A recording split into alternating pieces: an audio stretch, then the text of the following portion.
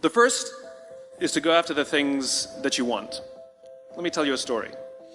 So a friend of mine and I, we went for a run in Central Park. The Roadrunners organization, on the weekends, they host races.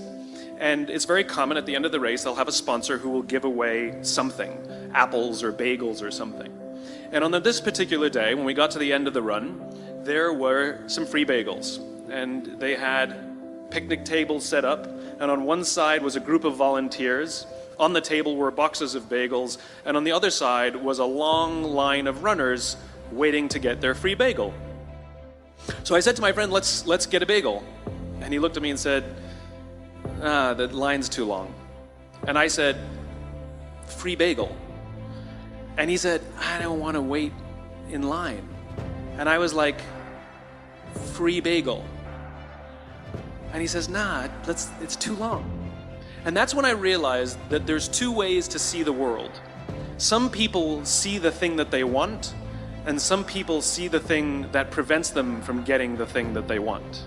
I could only see the bagels. He could only see the line. And so I walked up to the line. I leaned in between two people, put my hand in the box, and pulled out two bagels. And no one got mad at me, because the rule is you can go after whatever you want. You just cannot deny anyone else to go after whatever they want.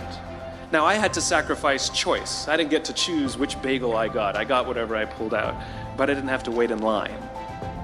So the point is you don't have to wait in line. You don't have to do it the way everybody else has done it. You can do it your way. You can break the rules. You just can't get in the way of somebody else getting what they want. That's rule number one. What does it mean to be healthy? You're asking me the question, what does it mean to be a great parent? Like, I don't have 5 things to be a great parent, right? It's a lifestyle. And it comes number 1 with the commitment that I'm responsible for the life of another human being, the growth of another human being. The closest thing to leadership is parenting. You have to be an infinite student of parenting. You know, you want to be a parent, you ask your friends, you ask your own parents, you join groups, you read magazines, you watch talks, whatever it is, you're constantly consuming how to deal with this constantly changing challenge of being a parent. And it's ups and downs and successes and failures, you know, and that's what it is. Leadership is the same. Great leaders are students of leadership. No matter how achieved they may be, they're still learning. And it's a lifestyle. It's the lifestyle of what I need to do to look after people, which includes things like listening, learning how to give and receive feedback, learning how to have effective confrontations, how to discipline when necessary in a way that's constructive, roam the halls, get to know people, learning what it means to ask somebody questions. How do you ask questions?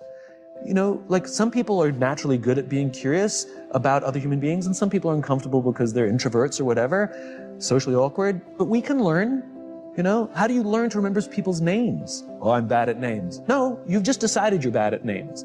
We can learn to be good at names so that when we walk down the hall and say, hey, Tom, oh my God, he remembers my name. It's a nice feeling. It's a lifestyle. It's a lifestyle. There are many, many things we have to do and constantly work on to be a great leader, to create that environment. Everything that we're talking about in the Infinite Game is really, really, really, really hard.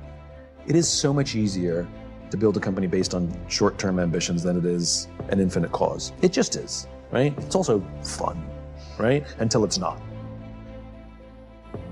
Rule number 2. I like this one.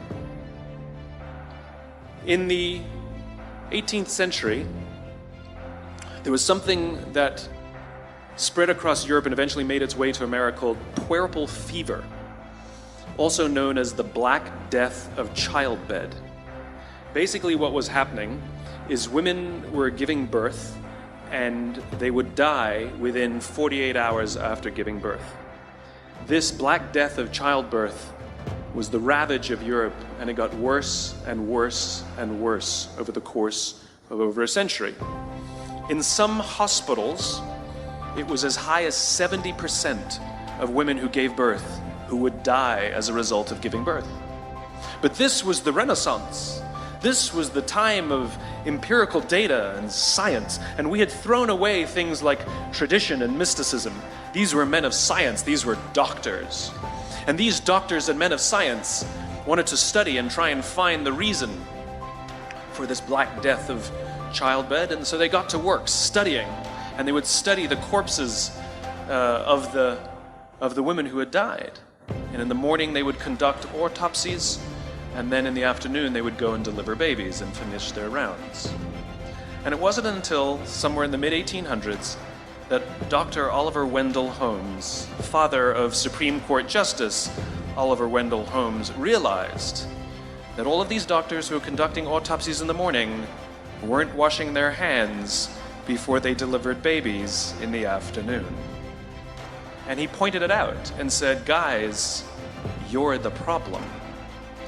And they ignored him and called him crazy for 30 years.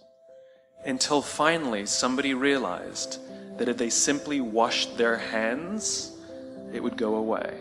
And that's exactly what happened. When they started sterilizing their instruments and washing their hands, the black death of childbed disappeared. My point is, the lesson here is, sometimes you're the problem. We've seen this happen all too recently with our new men of science and empirical studiers and these men of finance who are smarter than the rest of us until the thing collapsed. And they blamed everything else except themselves.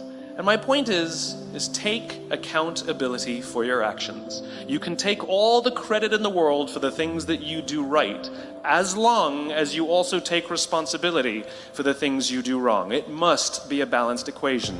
You don't get it one way and not the other. You get to take credit when you also take accountability. That's lesson 2. I have yet to give a speech or have a meeting where somebody doesn't ask me the millennial question. What's the millennial question? Apparently, millennials as a generation, which is a group of people who were born approximately 1984 and after, are tough to manage. And they're accused of being entitled and narcissistic, self-interested, unfocused, lazy. But entitled is the big one. And because they confound leadership so much, what's happening is leaders are asking the millennials, what do you want? And millennials are saying, we want to work in a place with purpose, love that. We want to make an impact, whatever that means. We want free food and beanbags. And so somebody articulates some sort of purpose, there's lots of free food and there's beanbags, and yet for some reason, they're still not happy. And that's because they're missing. There's a missing piece. What I've learned is that I can break it down into 4 pieces. Right? There are four things, 4 characteristics. One is parenting. The other one is technology. The third is impatience, and the fourth is environment. The generation that we call the millennials, too many of them grew up subject to, not my words, failed parenting strategies. Where, for example, they were told that they were special all the time. They were told that they could have anything they want in life, just because they want it. Some of them got into honors classes, not because they deserved it, but because their parents complained. And some of them got A's, not because they earned them, but because the teachers didn't want to deal with the parents. Some kids got participation medals. They got a medal for coming in last, right? Which the science we know is pretty clear, which is it devalues the medal and the reward for those who actually work hard, and that actually makes the person who comes in last feel embarrassed because they know they didn't deserve it, so it actually makes them feel worse, right? So you take this group of people, and they graduate school, and they get a job, and they're thrust into the real world, and in an instant, they find out they're not special, their moms can't get them a promotion, that you get nothing for coming in last, and by the way, you can't just have it because you want it. And in an instant, their entire self-image is shattered. And so you have an entire generation that's growing up with lower self-esteem than previous generations.